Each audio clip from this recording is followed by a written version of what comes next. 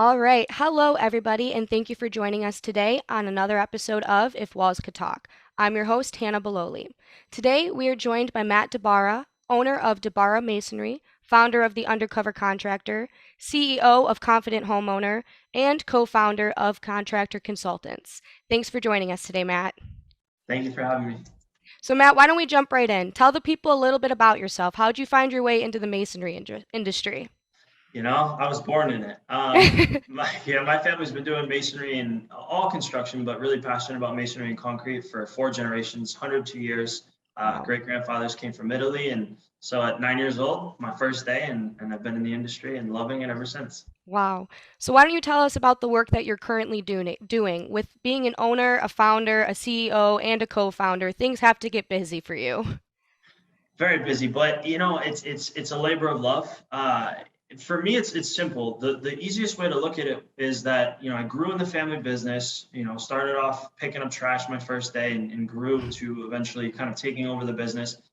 And I asked myself this one fundamental question. I said, where did construction take this turn? Because growing up with my dad, it was like things have changed so much, and I've seen all of these shifts in the industry. And so I said to myself, I said, my life goal, if I could be a conduit where I could help homeowners find contractors. I've been on over 4,000. When I was finishing up my book, we had to track how many appointments I had gone on. It was over 4,000 Wow. homeowner face-to-face meetings. And then, I said, if I could help homeowners and I could help contractors grow their business, that would do it for me. And Hmm. so, the brands and what we're working on all kind of stem from that. It's seeing my dad struggle both as a busy homeowner and business owner, but also as a contractor and friends and family. That's what it is. So the Undercover Contractor is all about helping homeowners and how to find, vet, hire, and manage contractors. I came up with a system called the Confident Homeowner System. And then on the construction side, we have a brand called the Contractor Consultants, where we help contractors grow their business and just utilize a lot of the things that I've been fortunate enough to learn, test, and see firsthand over the last 15, 20 years. Wow. So why don't you tell us a little bit about how you hacked the labor shortage problem? You say that you have something that you think can help really combat the things that contractors are going through right now. It was something where I saw my dad struggle as a kid, and it's hard to watch. It's hard to watch somebody get up at 4. I get a little emotional, but it's hard to watch someone get up at 4 o'clock in the morning, get home at 8, 9 o'clock at night, and still strike out. Like Right. that's a hard thing to see as a kid. Like he would try so hard, and I'd be like, man, like what, like what is this? And so I would look at my dad's company as we were growing, we were doing well, but it was just hard for it to run itself. And the biggest issue was just not having the right people. Hmm. We've struggled to find people who cared as much as we did.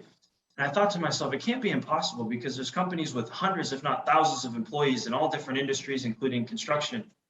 And so I would say, the last 3 years, I became absolutely obsessed with this question of, who is running your business if you're the owner and you're not there? If you want to go on vacation or you want to spend time with your family or you want to, go to bed early one night, like that is such a fundamental question. And so, 3 years, hundreds of thousands of dollars later, we've tested just about every recruiting method, outreach method you can think of. And we found a system that is, predictable, and that, can absolutely, give you the best shot at it. Is it perfect?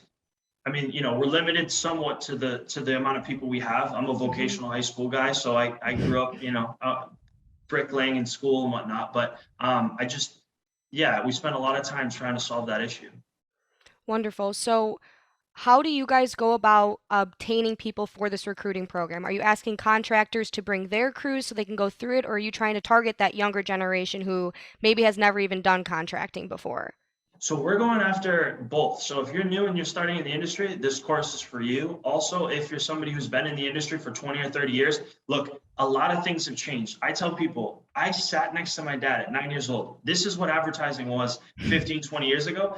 We used to go to a pizza shop. We'd meet the yellow page guy and we would sit down and he'd be like, Mr. DeBar, how's business? And my dad would be like, yeah, that's pretty good. He'd be like, yeah, let's stick with a half page ad. We'll see you in 6 months. Like that was it. He was like, Matt, if you want to get a few extra calls, let's put a little clip art. It was like a guy sweeping a chimney, because he's like, we've got good test results that show that this is going to boost your call Oh volume. my Like gosh. that was marketing Right. 15, 20 years ago. Recruiting is the same thing. So Yeah, it's definitely, it's a system. We need to Hmm. find employees, vet them, hire them, and manage them. Hmm. And we've looked at every area of a business and said, how could we set a business owner in construction up for success? Because you go and read books, and construction is not like any other industry, where Yeah. they're coming from, what they're doing. So yeah. Right. Yeah, absolutely. I always say construction is such a special industry because it's an industry that we know is never going to go away. We're always going to need people to be masoners, or we're going to need them to, build a house or do the interior. Like, we're always going to need builders. Robots can only replace so much of what our actual contractors can do.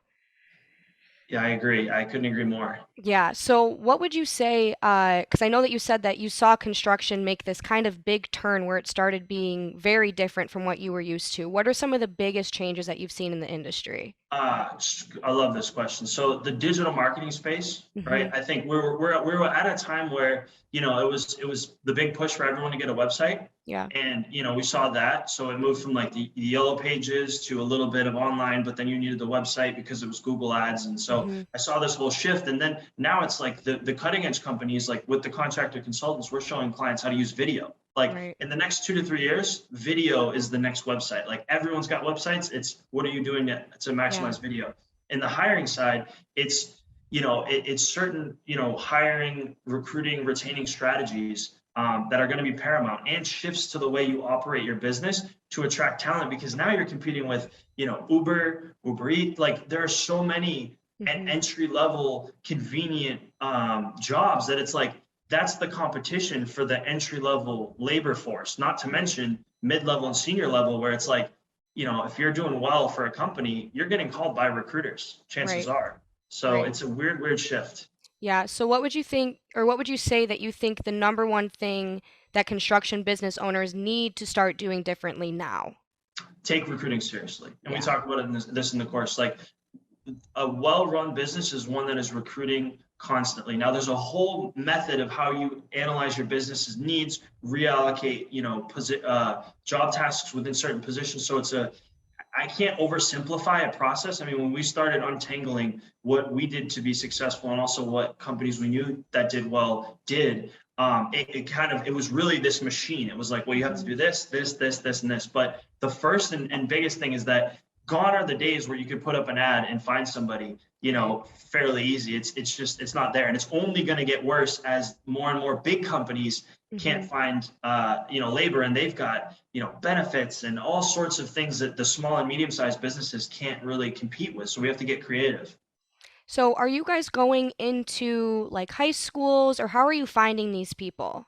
Oh my gosh, we have, I'd have to tally it, but there's probably 12 or 15 different ways. Wow. I mean, everything from buying lists. We teach them how to, literally Hmm. buy what we call third-party lists of sources that'll have it, all the way down to how to create partnerships with your suppliers. So Wow. if you're going in and out of a supplier, can you put a sign on their desk? How do you negotiate that? Like, we geofencing, which is a technology where you can actually put geo-targeting is a way to put like an invisible target around your competitors, and they can see your hiring ads. I mean, just Wow. we cover every possible way to find talent and retain them. Yeah. Is it very digitally based, like adapting to what our industry's in now? I know it technology is like contractors got to start going, implementing this stuff. So is that what you kind of aim towards? I'm a sound believer in principles. So, Yeah.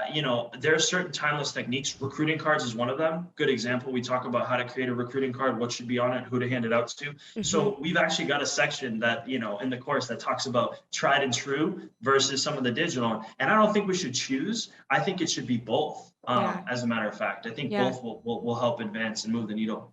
I agree because there's a lot of contractors who don't want to make that shift. They've been in the industry too long. It's not worth their time now to learn all of this technology. So that's great because I feel like a lot of people lately are targeting only through technology and things of that nature. It'd be foolish to take something that works. I had a marketing person, a mentor of mine, kind of tell me. He said, Matt, I said, should we stop doing certain things? He's like, are they producing an ROI? I was like, yeah, but not as much. He's like, well, I would consider keeping them. And it Hmm. really got me thinking about, like certain areas in the recruiting space where they're not as fun or as cool to talk about, but Right. like the recruiting card is a great example of that. Like that's never going out of style, and it works. And Right. we tell them what to put and who to hand it out to, but it's a timeless technique that why would you not do it? Right. Absolutely. So I want to switch veins a little bit and just talk to you about something I've heard you referred to as, which is the celebrity contractor. Can you talk a little bit about that, or why do people call you that? Yeah, so there's I think I know where that came from originally, but I grew up very, very blue collar. Like Hmm. my dad was like, honest days work, honest days pay. And Right. they taught me something. We had clients of every, financial status, and my dad never, we didn't, that didn't matter. Yeah. And I learned to just treat everybody the same. And I think that in a lot of the areas I worked, I just was very open and honest. And Hmm. I worked a lot in a network of, high level industry professionals and celebrities, and everyday homeowners. Yeah. And it's just, I think it was, but in working with enough of them, word got out that, I was helping Yeah. a lot of them with, unfortunately, some of the homeowner scams where, people had taken advantage of a certain zip code or a certain size home. Right. And I had to help kind of untangle that. Yeah. Definitely. So I also heard that you once placed first in the National Skills USA Masonry competition. Why don't you tell us a little bit about that experience? That's a pretty big deal.